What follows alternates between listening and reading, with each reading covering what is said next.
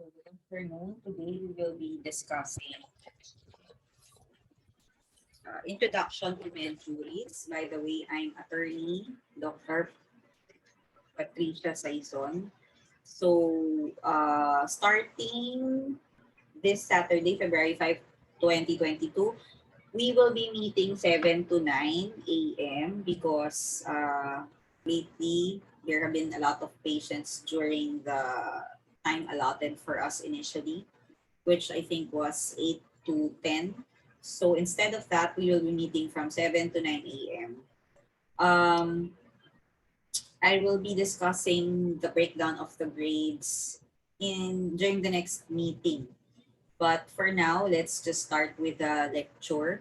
So initially, I will give you a brief history of legal medicine and then the definition of medical jurisprudence, and also practice of medicine here in the Philippines. So for the grading system, most likely we will have a first shifting exam, second shifting exam, and then final exam, and then possibly a quiz or an activity. So I will be presenting yung breakdown if ever. Plus also you have to attend the classes. If in case I won't be able to attend, but most likely I am free naman na no, for the succeeding lectures. I have fixed my schedule already. So we will meet most of the time, and when we have meetings, you have to be present. So attendance is included in the computation of your grade. So if you miss a certain percent of attendance, then it's possible that you will have an incomplete grade or you can be dropped out from the class. So I will be discussing that in our meeting on Saturday. So just a brief history, I don't really ask about this, but just for you to have an idea, legal medicine is a relatively new branch of medicine compared to the other branches. It has been developed just in the late 18th to 19th century. So initially, when you say legal medicine, it almost always focuses only on determination if on determination of criminal insanity, when it comes to crimes and the rehabilitation of criminals. It doesn't really cover malpractice, no, during that time. So initially, it was just for the criminally insane, and it's a broad topic covering evidentiary matters when it comes to legal cases. So it was Dr. Alan Moritz who defined legal medicine, which he defined as the application of medical knowledge to the needs of justice. It deals with the application nga of medical knowledge to the purposes of law. So you apply basic clinical, medical, and paramedical sciences. And then we will be also discussing yung concept and practice of legal medicine here in the Philippines. And actually in the Philippines, yung concept natin ng legal medicine is largely based on Spanish origin. Now, you have discussed forensic medicine in your last semester, no? You have discussed forensic medicine. So, ano yung difference nila? It's actually very easy, no? You will just interchange it. So, with the definition. For forensic medicine, the definition is medicine applying medical knowledge to legal cases. Now, for med juries, it's very easy. You will just have to interchange that. This time around, ang i-apply nyo na would be legal knowledge to the practice of medicine. So you just interchanged it. Okay? Interchange it. Yeah. So, yeah. In the US, medical jurisprudence is also known as health law. So it's a very broad topic already with subtopics underneath, no, under it. So it involves regulation of practice of medicine, physician licensure, rights and duties of the physicians, also the patients, physician-patient relationship, malpractice suits, liabilities. Liabilities if you need to pay for something because you did damage, one did damage or caused damage to another. It's important, I have to note, to study whether or not, or to determine whether or not there is a physician-patient relationship, because if this does not exist, kung walang physician-patient relationship in the first place, then there can be no negligence because you do not have a duty towards that patient. It's only when you have an existing relationship with the patient that you will have a duty towards that patient. And that duty is to make sure that you will treat the patient with the due diligence of a good father, or with the same diligence that a doctor from the same specialty and from the same locality would have applied. So just a question, no? What do you think about the practice of medicine? Is it a constitutional right? So can you invoke, if for example, a med school does not admit a student to their medical school because that student was unable to comply with their requirements, can that student invoke the practice of medicine as a constitutional right, meaning the state should grant it to the student regardless? Or is it a privilege? Is it an ordinary right or statutory right? So the correct answer is it's a privilege. So what does it mean if something is a privilege and it's not a right? So if it's a privilege, you cannot invoke it unless you were able to prove that you complied with all the qualifications and that you have none of the disqualifications. So if you're not able to comply, let's say for NMAT, you didn't pass the NMAT, you got a really low score in the NMAT, you have used up all your chances to take it, and still you got a really low grade, can you invoke your, is there such a thing as invoking your constitutional right to become a doctor? So there's no such thing since it is a mere privilege. So you have to make sure that you have all the qualifications before you can say that you should be granted the right to practice medicine. So the basis of the right to practice medicine is based on police power. Now every state, no, every country, no, sa Philippines, for example. So we are a state, no? Parang may state tayo. Hindi siya yung parang United States. Basically, the state, no? The government.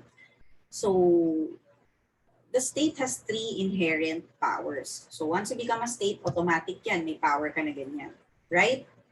The three rights are right to taxation, no? Power to tax, no? Taxation. Power of eminent domain, and then police power. The pertinent power with regard to our discussion will be police power, which is the power vested in vested in the legislature by the Constitution to make, ordain, establish all manner of wholesome and reasonable laws for the good and welfare of the state. So if you want an example, the vaccination that's happening right now, wherein if in case they would want to require everyone to be vaccinated if they're gonna use public transportation, then the state can justify that ordinance or that law or whatever, no, in that issuance based on police power, because they can say now we're doing it to ensure that to ensure or to uphold the good and welfare of the state. Now, what are the other powers? I have to define them to you so you would know that they are not the answer when it comes to your exams. Now, if you see them as part of the multiple choice, you would know na, this is not the answer because this means like this, no? So one is power of taxation. I think self-explanatory, di ba? When you're a state, you can tax the people who are there. That's your way. It's the lifeblood theory. It is how a country or a state is able to run. That's from the tax money of the people. And then the other inherent power is eminent domain. So eminent domain, the state can acquire a private property provided that it is for a public purpose and that they would pay the person owning the private property with the fair market value of that property. So ang example nito, let's say someone lives in near the airport area. So they have their own private house there, but then the government would want to expand the airport area, and unfortunately the expansion will cover their private property. Now, if the government is able to prove that they're going to use that property, that private property, for a public purpose, and that they would pay the owner of the property, then that explains, or that is an example of the power of the state for eminent domain. So for our purposes, ang importante police power. Applying this to the practice of medicine, they can make laws and regulations when it comes to the practice of medicine in order to promote and preserve the public health. Because medicine is unlike any other profession, no? It directly deals with the life of people. So you really have to regulate who will become doctors, diba? You have to make sure that they are really qualified, because while all other professions are respectable, the practice of medicine stands out in a sense because it directly deals with the life of people. There's a case kasi, no? Yung Dex versus San Diego, wherein, so this is a Supreme Court case. So when we discuss med juris, I will be having as basis the issuances, the laws, implementing rules and regulations, and decisions by the Supreme Court. Or if we don't have any existing decision on that topic, then we will probably discuss decisions in the US pertaining to that topic. So there is no such thing as a constitutional right to be a doctor according to the case of Dex versus San Diego. In this case, si Mr. San Diego is a frustrated doctor, no? Physician aspirant. He wants to become a doctor. But unfortunately, his NMAT scores are really low. No, he tried 3 times already. So when he filed this case, he wanted to try the NMAT for the 4th time. But for some reason, during the pendency of the case, no, while the case was pending, I don't know, he might know someone inside or the ones who are conducting the NMAT exam. So he was able to take the NMAT for the 4th time. But unfortunately, his score was still low. So he was actually fighting for his 5th time to do the NMAT, no, while the case was pending. So he invoked that he has a constitutional right to become a doctor. But what did the Supreme Court say? The Supreme Court say it is the right and responsibility of the state to ensure that the medical profession is not infiltrated by incompetents to whom patients may unwarily entrust their lives and health. So it directly deals with the lives and health of people. That's why we cannot just admit any person without checking if they actually are able to comply with the qualification, especially with the academic qualification. So the Supreme Court further compared the profession to an accountant.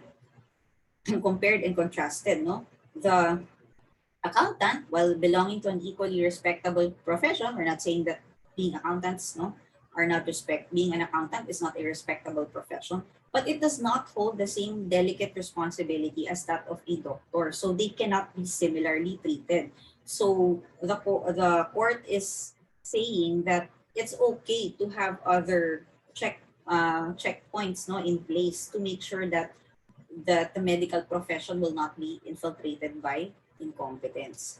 It must be stressed, however, that the power to regulate the exercise of a profession or pursuit of an occupation cannot be exercised by the state or its agent in an arbitrary, despotic, and oppressive manner. So bakit? No? Why did the court say this? This was in the case of Board of Medicine versus OTA. So remember, when it's a privilege, you have to make sure that you have all the qualifications and none of the disqualifications. One example of a privilege also is citizenship. So here in the Philippines, if you want to become a Filipino citizen, you have to comply with all the requirements and make sure that you do not have any of the disqualification. So the same thing applies when it comes to becoming a doctor. So in the Board of Medicine versus OTA, the court is saying that if you're able to comply with all the requirements, then the proper course of action for the government or for the Board of Medicine is to grant you that right to practice. They cannot just suddenly say that I don't want it to become a doctor, despite the applicant being able to present everything.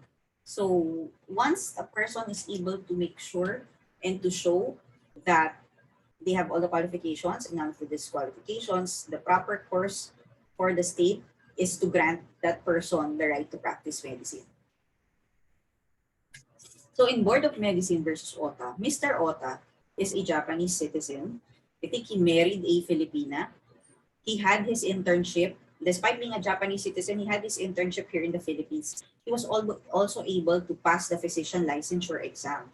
Now, the time came for the state to supposedly grant him or to issue him a certificate of registration. So he was able to complete all the checklist.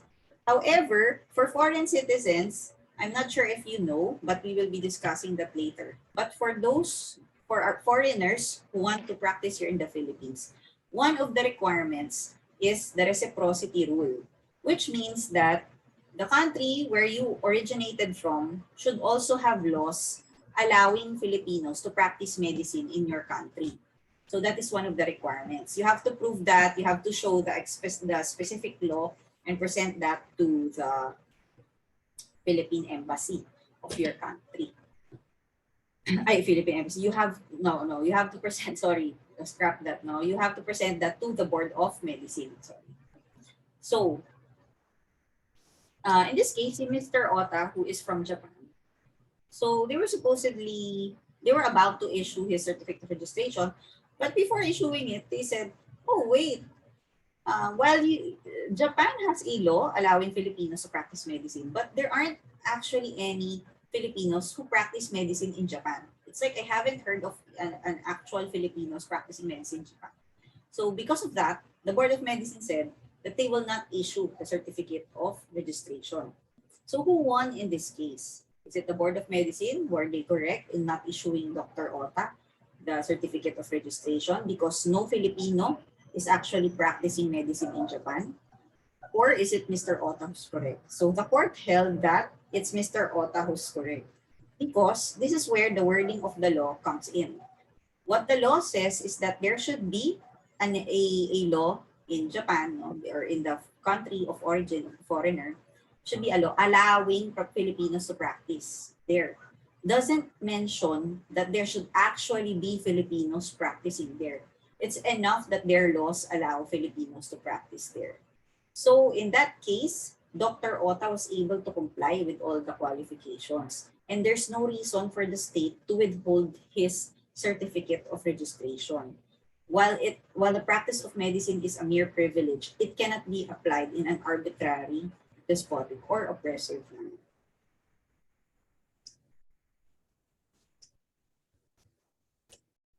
So these are the standardization and regulation of medical education. These are the topics that we will be discussing, no? Examination of registration of physicians, supervision and control, and basis of what constitute practice of medicine. So these are all under the PRC, no? PRC, meron Board of Medical Education and then Board of Medical Examiner. So PRC, of course, handles all the professions here in the Philippines. Being a physician is just one of the professions that the PRC regulates, diba? So what are the requirements if one, I would have to fix the title, sorry, but this pertains to applicants for the physician licensure exam. So who are the ones that can be allowed to take the physician licensure exam? So Filipino citizen, again, a foreigner can take the exam provided they will show, this is the reciprocity rule, they will submit competent and conclusive documentary evidence confirmed by the DFA showing the country's existing laws permit citizens of the Philippines to practice medicine under the same rules and regulations governing the citizen thereof. Good moral character, and don't belittle this. No, a lot of students are unable to take the exam because they do not have any good moral character, they engage in a brawl or in cheating or something, no? So this may seem common sense, but actually there are a lot of people who are unable to take the exam because of that, even in the bar exam. So of sound mind, how do you prove someone is of sound mind? There has to be a certification, or if that person has been known to be admitted in a terminal asylum 1 month before the questioned incident. So there has to be proof. The presumption is a person is of sound mind. So anyone who would say otherwise should have proof that that person is not of sound mind. That person should not have been convicted. So this is convicted already. If the case is already pending, is still pending, you cannot consider that as conviction. So if the case is still ongoing, that's not conviction. So if you appealed your case, then um, that doesn't mean that that the person is already convicted. Of course, you have the person should have a degree of Doctor of Medicine, and then also postgraduate internship. There are people who fake their internship. Unfortunately, it could backfire against you. So even if so, it can backfire. No? So you have to undergo that. Um, Another requirement is the person should not have committed any crime involving moral turpitude. But there is no enumeration as to what offenses constitute crimes involving moral turpitude. So it's just simply defined as everything which is done contrary to justice, modesty, or good morals. It's an act of baseness, vileness, depravity in the private and social duties which a man owes over his fellow men or to society in general, which is contrary to justice, honesty, modesty, or good morals. So who can practice medicine? So let's say someone passed the exam. There's a genius kid, no, was able to pass the board exams despite being less than 21 years old. What will happen? So that person will not be allowed to practice medicine until that person reaches the age of 25, by 21. So let's say that person took genius person took the physician licensure exam when he or she was 18 years old, and that person passed the exam. That person will have his or her certificate of registration when that person turns 21 years old. So they would withhold it until that person reaches the age of 21. Pass the board exam, and then valid certificate of registration, and they have complied to other requirements and none of the disqualifications. So what are the acts considered as practice of medicine? So we just read through the list. Basically, if I have to highlight that once a person tries to diagnose, give treatment, whether or not if it's for a fee. So if it's, you cannot say na it's free. That's why it's not practice of medicine. It can still be considered as practice of medicine. What if you graduate and you use the title MD after your name? Is that illegal practice of medicine? No, because the law states only those who falsely use it. You actually earned your degree, so you're not falsely using it. And then if you try to advertise, no, as if you are a doctor, this commonly happens with osteopaths. So in the US, there's a track of becoming a doctor, which is OD, diba? Doctor of Medicine, and then there's the osteopath. They are considered doctors also in the Philippines. It's a different track, but they are doctors also. So if they practice medicine here in the Philippines and they are OD, no, osteopath doctors, not doctor of medicine, and they promote their services as if they are a doctor here in the Philippines, they are considered as a doctor. And that is illegal practice of medicine. Because here in the Philippines, the only doctors that we recognize would be those who graduated with an MD degree or the medical doctor degree. There's such a thing that we call as limited practice of medicine. These are instances where, as a general rule, you will not consider it or will not allow it as part of practice of medicine. But these are like more of the exception. So if there is like armed forces exercises, no, balikatan exercises, So the commissioned medical officers of the U.S. Armed Forces can actually practice medicine here in the Philippines, but only within the confines of their base.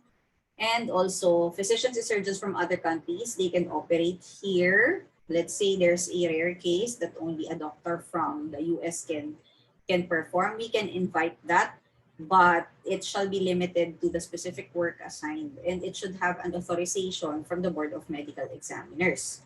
Foreign physicians employed as exchange professors, and then medical students in case, and also registered nurses in case there is a lack of available doctors in times of pandemic or crisis.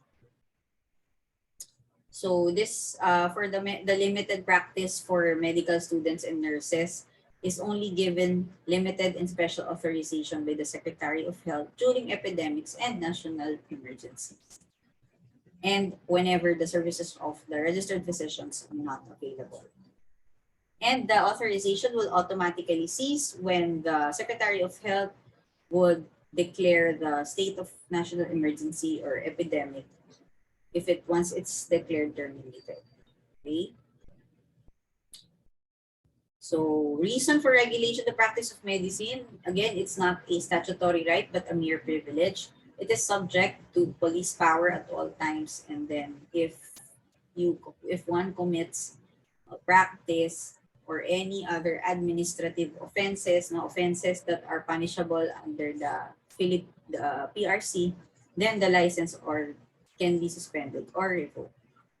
So there are three liabilities that one can have in cases of malpractice. Administrative liability, so this is a PRC. Civil liability, you have to pay the victim. And then criminal liability, the doctor can be imprisoned.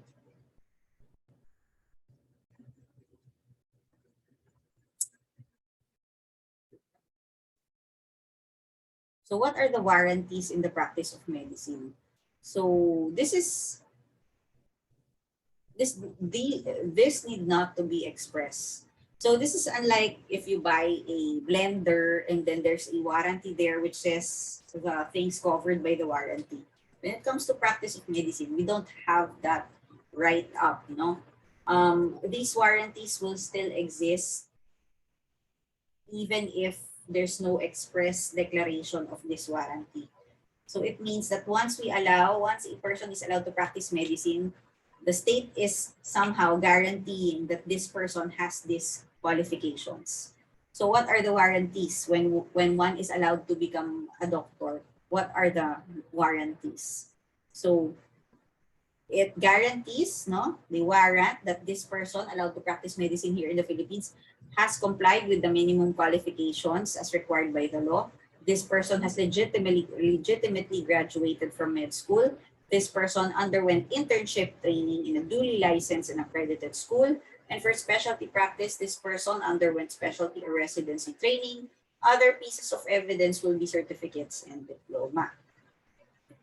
But we do not guarantee, as doctors, we do not guarantee that there is successful or absolute cure of the patient's illness. From what I see, most doctors are actually getting in trouble because they guarantee that it will just be an easy procedure. Well, in fact, we are not required to guarantee anything. Pero I think probably they just want to assure the feeling of the patient. However, it is counterproductive sometimes because if they try to guarantee and it doesn't happen, and as we all know, nothing in life is 100% sure. So let's say the surgery didn't turn out well, but they gave an absolute guarantee. There's a higher chance for the patient to complain if they were unable to deliver with their promise. Now, what I'm saying is, since we're not required to make any guarantee, just don't make the guarantee at all. What is best is to explain to the patient that nothing is certain. You will try your best, but you cannot guarantee 100%. Let's just hope for the best. You will try your best. No? But never, never, ever guarantee absolute cure. Because even if you're the best in your field, there's no such thing as an absolute cure when it comes to certain diseases, or an absolute guarantee that you will be able to heal or cure or treat the patient. We also do not guarantee that no mistake will be committed. There can be honest errors of judgment, but of course, there shouldn't be any major damages also. No? The moment that there are mistakes done and then there are major consequences, major damages caused, then malpractice case, a malpractice case may ensue. And then we also do not guarantee that there would be any effect in the measure employed by the medical practitioner in the treatment of illness. So again, we are not required to make any guarantees regarding this matter. So if you want to avoid any malpractice suits, do not guarantee, no? Kasi hindi naman tayo required. Just guarantee that you will try your best. But as to the outcome of the medication, the treatment, the procedure, it's best not to guarantee anything. Even if you want to appease, even if you do that because you want to appease the feeling of the patients, in the end, it can do more harm than good. No? Plus, medicine is not an exact science and the court is well aware of that. So I don't think there's any need to guarantee any absolute cure or effect. Okay? So that's it. I will be continuing the lecture. If you have any questions, you can email me or Viber me. Please also ask questions while we're in class. So we will have our lecture on Saturday. I would appreciate it. And it can add up to your points also if you ask questions during class. You can just type it in the chat box. No? So if you're shy and if you don't want to recite. Okay? So I'll see you on Saturday and keep safe and take care. No? So if you have any questions, again, you can type it. If you have any questions, you can send me a message through your class leader or through my Viber or through my email. Okay? So thank you.